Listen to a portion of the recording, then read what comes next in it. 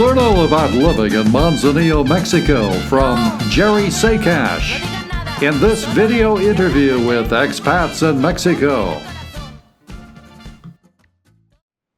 What is it about Manzanillo that attracted you? You know, it was one of those things, and the other place we did look at very casually, my wife liked, was Port Escondido. And we'd only spent a few hours there, but she really liked it. I didn't, and I can't tell you why. I have no idea why. But it was one of those things, we were in Puerto Vallarta at the time. We drove in, and as we came into the town, it just struck us. And it was one place that we both automatically said, hey, we could live here. And we had to turn around and go back because our commitment was back to in Puerto Vallarta for that week. So we only spent maybe 4 or 5 hours in Manzanillo at the top end at that time. Drove back, and I don't know, 2 or 3 months later, we came directly to Manzanillo. And by the time we left, we put an offer on a piece of property, and a year later, we were here. And where is your home located? We are located from the tourist zone of Manzanillo. For argument's sake, we're located about 12 to 15 kilometers, so around 8 to 10 miles, call it north of the tourist zone in Manzanillo, toward the airport. In an area, most people refer to the area as the Vida del Mar because it's a long-established condominium project that was built by a group of U.S. Air Force fighter pilots. It started in the, I guess, late 60s, early 70s. So some people refer to it as Vida del Mar, but our location is called Las Lomas del Mar. So it's just right outside of the condominium up in the mountains. And does your home have a ocean view? Yes, we're very fortunate. We have a 360 view. Yeah. And how large is your home? That's a damn good question. I never really measured it out. We did it very unconventionally because our drawings were on paper napkins from a restaurant. Probably Dorothy and I have been together 28 years, so probably 26 and a half years ago was when we did the original plans on a napkin, and we carried that around all those years. And we lucked out by finding a fairly young aggressive builder who had a young aggressive architect just out of school, and they did a little more formalized drawing, but nothing. If I showed it to you, you'd laugh. And lime chalk on the property once we cleared it, and just kept extending this and extending that. And the builder suggested, why don't we do this? So we got probably 3 times the patio size than we would have had originally, and just went from there. Do you have a pool? Yes, we do. Yeah. And how many bedrooms and bathrooms? We started off with 1 bedroom because that's all we wanted.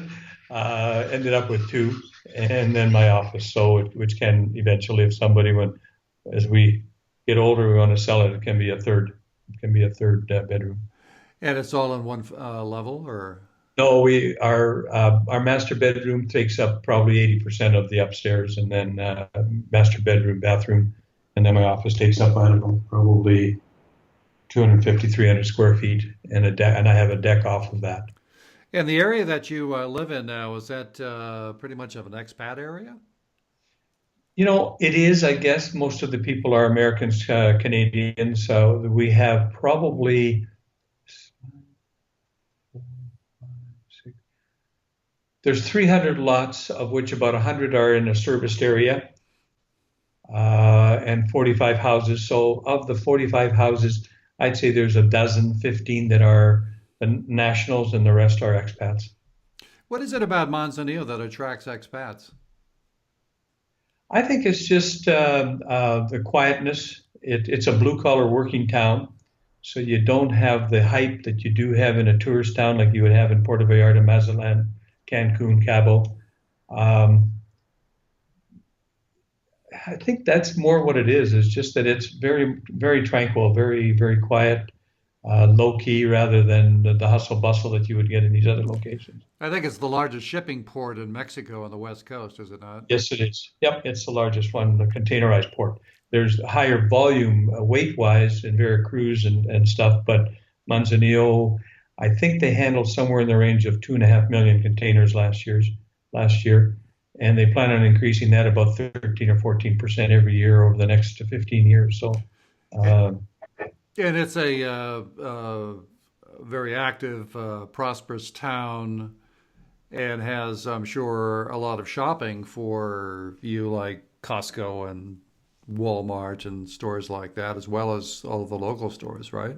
well, when we came here, about the only franchise stores, what I'll call franchise U.S. franchise stores, was the pizza place, Domino's. Other than that, there was not a whole bunch other than Comercial and the Sorianas, and then the rest were all, the local Mexican stores. Walmart came in after, so Walmart's been 5 or 6, 7 years. Home Depot about 4 years. Sam's Club about 3 years. No Costco, and then of course since then we've got the Starbucks, the Wingman. Now I'm not sure of the Wingman whether that's a Mexican franchise because they're in airports all over the place in Mexico. What else is there? So it's still pretty much a laid back community versus some of the other places. Cost of living good there? Yeah, I'd say from my personal perspective, and I'm sure maybe people will disagree with me. I think the cost of living is quite a bit cheaper than it is when you're back in Canada, United States, which I found out because I hadn't been back to Calgary in about 15 and a half years until July of this last year. So I had a culture shock there, visiting my daughter and my son and my mom. But I think Manzanillo is still a little on the higher side for the cost of living versus, let's say, Puerto Vallarta. Definitely a little higher than it is when you go to Colima. And we just came back from a weekend in Guadalajara. And again, you just got so much more choice in Guadalajara, so there's a lot more competition. So the prices I'm talking food and restaurant type things. Sure. Are cheaper there. Yeah. Do you and your wife dine out often? Unfortunately, yeah. Particularly this time of year, because there's so many people in town, so there's always a function going on, or always something going on, or people are coming in. It's a two season dining out, sort of in November or early November when we call many of the 6 monthers show up. So you start going out for catch up time, and then now come tail end of March where everybody starts leaving. So then you have the celebration of them leaving, going back for the 5 or 6 months that they're going back to, whether it's Canada, United States. So we do go out a fair amount. Yeah. If you're going out to a nice restaurant for a Saturday evening dinner, how much would it cost you for a nice meal? Again, it does vary, but I'll say a mean average of for the two of us, bottle of wine and a good meal in the 500 to 800 peso range.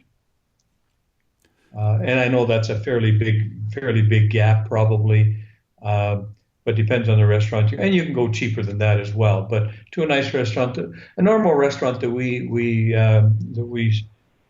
support, two of them here quite regularly, Pacifica and the Oasis. They'll run in that 600 to 800 peso range.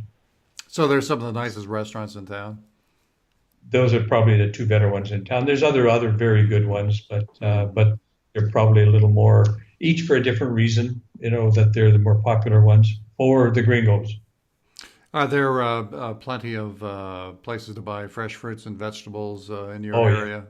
Yeah. They have markets in a little town called Santiago, which is the closest little town to us, still considered Manzanillo. Mm-hmm. And they got a big shopping area there for the locals of the fresh fruits and vegetables. Mm-hmm. And then each little town has their own little town squares where they sell the stuff. What's the weather like there? Today, I'm guessing, I haven't been outside yet since early this morning, but I'm guessing it's going to average, it's close to 90. That seems to be the running number now, the last little while. Now, the nice thing is that it doesn't really get that much above 90 even during the summer there, right? It does. It can. Last year was probably of all the uh, you know 16 years that we were here, 15 years, was probably the hottest. Not necessarily temperature wise. It was in that 95 to 100, but humidity wise, which made it the killer. But I assume that your home is air conditioned. Surprisingly, no. We have air conditioning in our master bedroom, and everything else is we leave open. Well, tell me how you got in the real estate business and what your business is like. Well, it when we came down here, obviously I was probably too young to retire, and didn't really overly plan for retirement because, like I said, it sort of came upon us pretty quick because we had a 10-year plan. And I always wanted to be always in Calgary, of course. When I moved there in the late '60s, it was the boom town of Canada, and always interested in me, but ended up having a family young, so sort of kept the nose to the grindstone and worked where there was a steady income rather than up and down type of thing that the real estate was. So here it just was one of those things that I happened to fall into it by accident. Part of it was, I guess, we had a lot of people coming to visit us, and everyone was interested. So it just became, I'm not sure how I could say it. It just sort of fell into my lap, and I went from there. What's the name of your company? Realty Executives, Mexican Bay. And that is your company. Yes. And do you have other people working for you? Have agents? No, I had off and on early on tried to do it, but had for a month or two or three, whatever, had some people trying to work, but um, I decided that I didn't necessarily have to set the world on fire anymore. So just do it ourselves or myself and uh, enjoy rather than be stressed out and trying to monitor staff and things like that. I still think about maybe I should do it, should expand, but really it's just one of those things where we're happy doing what we're doing and give some time to smell the air. So you're really living the Mexican dream. You've got a job that you like, that is in a place that you love, and it doesn't require 60-hour work weeks, and you make enough income that life is good. you know, and it's basically the life. The monetary aspect of what it is the bonus, because you wake up in the morning to sunshine, you go to bed with sunset. While I keep looking at the grass from the right direction, I can't complain. Don't have to shovel snow and don't have to worry about minus 20s and 30s as stuff like that. So I suppose it's a dream. Yeah, we've been very fortunate because we still had our health and we don't do a whole bunch of wild and wonderful stuff, but we do enough to keep occupied and be happy. Do you and your wife speak Spanish now? Oh, see, believe that I got a bridge I can sign too. We we, uh, we speak enough to get by. I see. That's like Uh, many expats in Mexico yeah, have yeah, we basically speak enough to get functional Spanish, right? yeah. And what Yeah, about? and really what's happened is the fact that when we first came here, there was very few English-speaking nationals.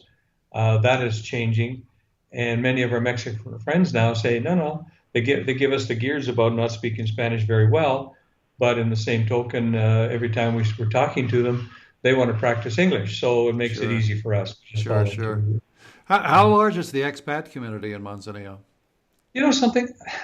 I've been asked that many times, and I honestly cannot give you an honest answer.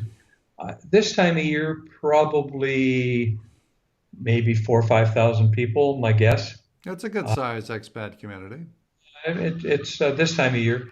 After the end of March, probably in the thousand range, maybe something like that. Okay, so you get a And lot of same, snowbirds. same people that own property that come back year after year. Are there a lot of Canadians there versus Americans? I'd say it's a 50-50 or fairly close to Yeah. 50-50. Uh-huh. Yeah. Okay. Are you pretty involved in the expat community? We used to be more so. We had an organization called Manzanillo that a friend of ours started about the year we came down, and we had upwards of 300 members at one time. Unfortunately, went by the wayside a few years ago. Um, and then since then, we've just sort of decided again, we just want a little more breathing time to ourselves because it became time consuming. We used to get together every Thursday and called it Thirsty Thursday, so happy hour. Um, and we'd have upwards of between 80 to 120 people show up most Thursdays during the high season. Low season would be 25 to 35 people would show up that were here. Is there a Uh, specific gathering place that expats go to? no, not really. No, because we used to float from restaurant to restaurant. We'd during the high season we had the higher numbers. We'd go to the bigger restaurants that could handle that influx of people at one given time. The low season, then we'd go to the smaller local restaurants and support them. Um, but as having like in Chapala, they have the Lake Chapala Society and whatever the American Legion or the I'm not sure what's American Legion, Canadian Legion in Chapala, but we don't have any of that here at all. Probably the local gathering holes here would be the Oasis Beach Bar. It's probably about as close as an expat gathering you're going to get for happy hour in the afternoon. Yeah, a little more. If someone wanted to consider Manzanillo as a place to live, how much would it cost to rent a home and or purchase a home in Manzanillo? A typical expat place. The market right now in Manzanillo is lots of inventory, so the prices are all over the place. And unfortunately, at this point in time, this last few months has been more and more interest compared to has been the last 2 or 3 years. So you can buy a house, not necessarily on the beach, but maybe with part of a beach view in the range of $150,000 and go up from there.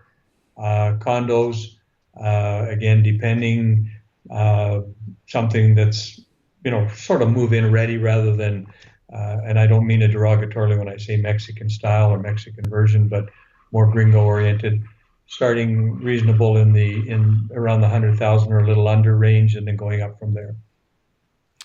And as far as renting, well, what would a place that maybe was a two-bedroom, two-bath place that had an ocean view or partial ocean view? Mean average of a couple $1,000s a month in the high season, and then whatever you can get and negotiate in the low season. Oh, what about long-term rentals? Someone who wants to live there like you do Yep. as a full-time expat, can you negotiate Lots, a better price? yeah, lots available, lots of places available. Again, depending on the size of the house, depending on the location, depending on the owner. Sure. But probably, I rented one about a year ago. It was a two-bedroom ground floor in a fairly new complex. Had rented it for 1,600 a month plus paying the utilities, the user-based utilities, water, power, that type of stuff. And that was a condo or a home? It was a condo. It was a condo. Okay, with Yeah. right on the beach. No. This particular one was. Yes, I'm sorry. This particular one was right on the beach. Yeah. So, what are the top three things you love about living in Manzanillo? The weather, the people.